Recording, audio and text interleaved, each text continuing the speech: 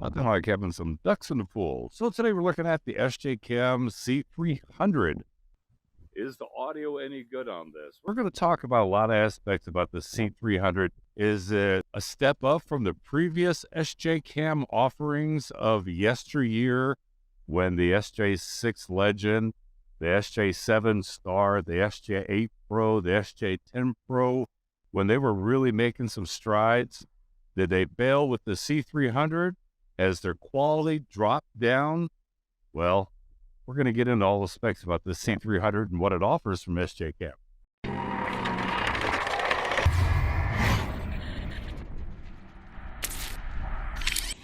Now, when I think of SJCAM, I remember a company that brought some very good performing products to the market to compete with GoPro at a budget price, even though the video quality may not have been as great as a GoPro, or the stabilization was not as great, but it was pretty good given its price point, and many people from all around the world had grown to love SJCAM, me included. The SJ5000X Elite I thought was a really good offering from SJCAM back when it was released in 2016. Yes, its 4K was interpolated, but its 1080p was really good considering it was 7 years ago. Then they released the SJ7 Star, which was great considering it was now using the Umbrella chipset and it offered real 4K.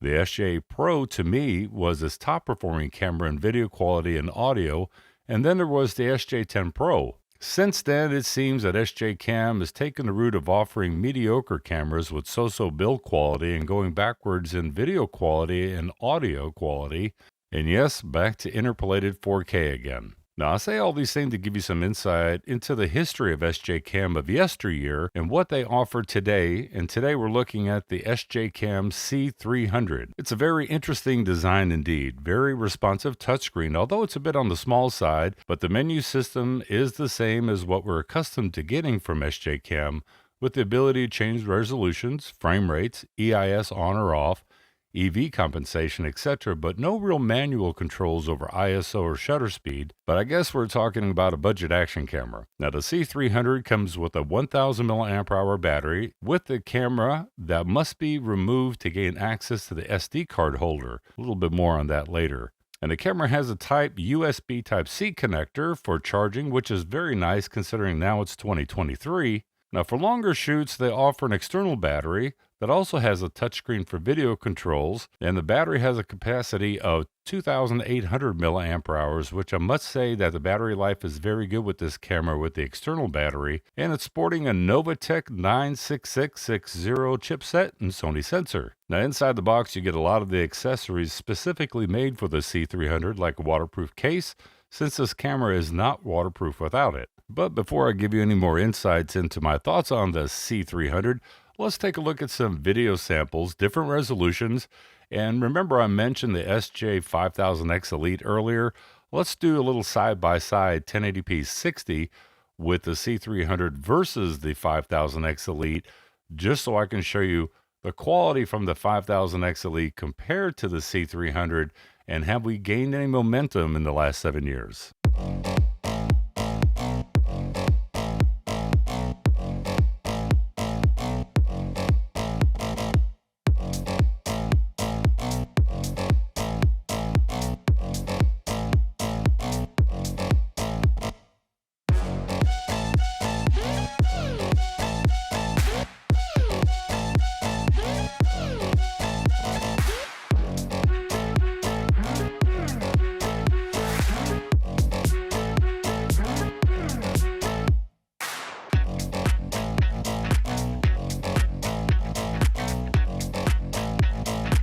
And today's video is brought to you by SKILLSHARE. SKILLSHARE is an online learning community with over 34,000 classes for creative and curious people on topics including illustration, design, photography, video, freelancing, and more. On SKILLSHARE, you'll find inspiration from hands-on classes and more than 11,000 teachers at the top of their creative fields, so you can take the next step in your creative journey. Hey, click my link below to get started today.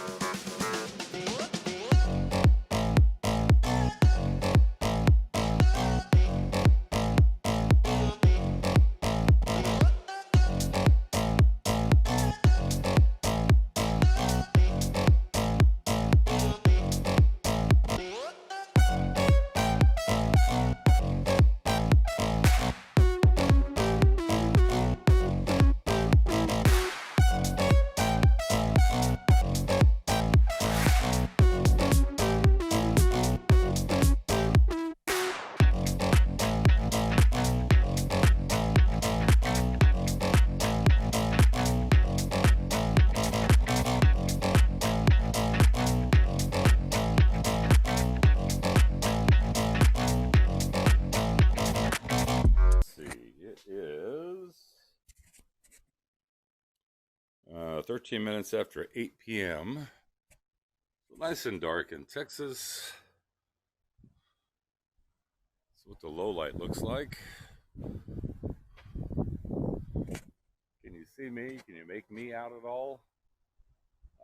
Don't know. You know, with action cameras, they usually don't do well in low light. Size of the sensors, just too small. People need to realize that.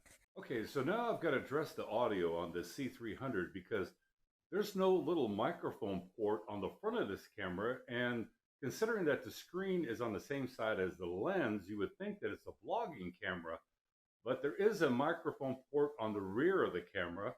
So a quick little audio test, 1, 2, 3, 4, 5 from in front of the camera. 1, 2, 3, 4, 5 from behind the camera. Not really sure what SJCAM was thinking with the microphone placement on this. So let's talk about the pros of this C300. First off, would have to be the price. For $139, you get the camera with the battery.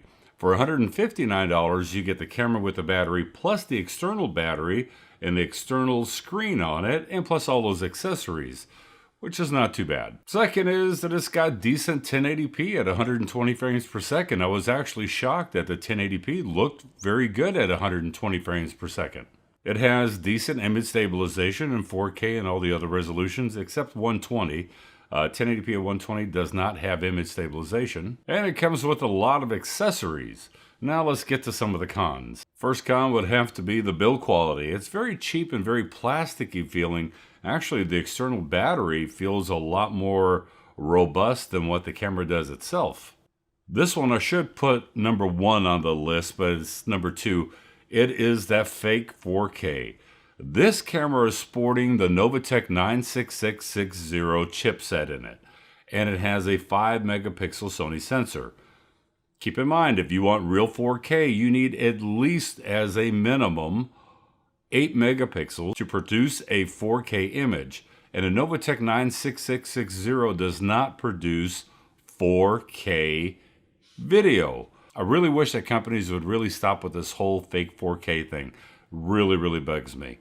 Another con, the audio with this camera is actually pretty bad. Considering that the screen is on the front, there is no front-facing microphone. So you're supposed to be holding it out like this and vlog with it, but you don't pick up anything because the microphones are in the rear.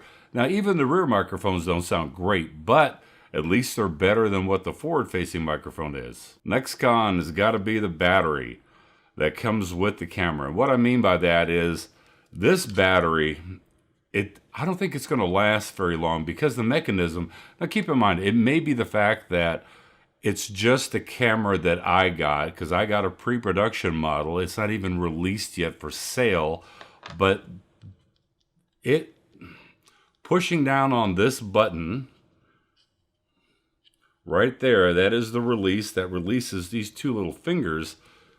Mine half the time doesn't even move.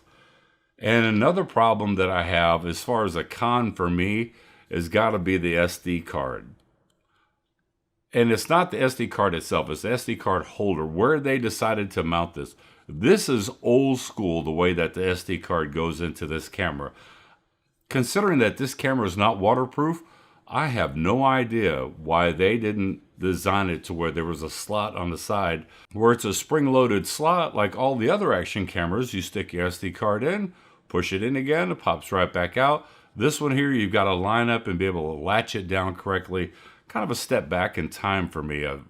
It's just my opinion. So what are my final thoughts about the C300 by SJCAM?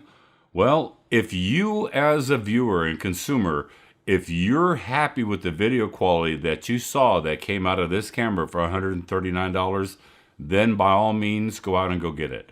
But my take on it is, it's a hard pass for this one. Even at $139, which sounds like a great price, I don't think the video quality is there. I know the audio quality is not there at all. Now the form factor I really do like. I like the way that they came up with the idea of this external battery with this screen on it. So when you plug the camera in, now the screen is facing you and you can see what you're recording. But I think everything regarding the design of this camera was an afterthought. They didn't put a lot of thought into this, and it's kind of a shame. It's almost like they've kind of rushed this to market without really thinking of all the little knickknacks that are going on with this, knowing that I'm a proponent of calling out fake 4K, and I just hate it. Now, I really don't know what happened to SJCAM over the last couple of years, because, I mean, they used to be very innovative regarding a lot of the products that they had, and they were trying to improve the budget sector where you got really a good bang for your buck when it came to getting cameras from SJCAM. And they, for me, when they started using the umbrella chipset with the SJ7 Star and then the SJ Pro, it was like, okay, now, okay, they're charging a little bit more because it's a premium chip, but the quality is there. And now we're starting to get into an alternative, a budget alternative to GoPro or DJI Action. And I don't know. You know, a lot of people blame it on the chip market, and I just don't know how much that is true. I mean, you know, there's still other chips out there that are capable of a real 4K, and SJCAM has decided to kind of not do that. I know they have the SJ11 Pro that's going to be coming out. I would like to review it, but I'm going to say this. If it's got fake 4K and they're using a Novatech chipset, don't even send it to me, because I almost think, you know what, I think I'm going to do something. The next company that sends me an action camera that claims 4K, and just because it says 4K and the resolution or the dimensions of 4K, 3840 by 2160, just because it gives you that dimension does not mean it is a real 4K image. The next company that sends me a camera that has fake 4K, I'm going to call it out. I'm going to drag it through the mud. And I may even do a video of me just hammering it to pieces to show my disdain for fake 4K. So that's my final thoughts about the SJCAM C300. Long video, but, you know, I had high hopes. A little bit disappointed. Tell me in the comment section below what you thought about the C300. And I'll catch you in the next review. Bye-bye.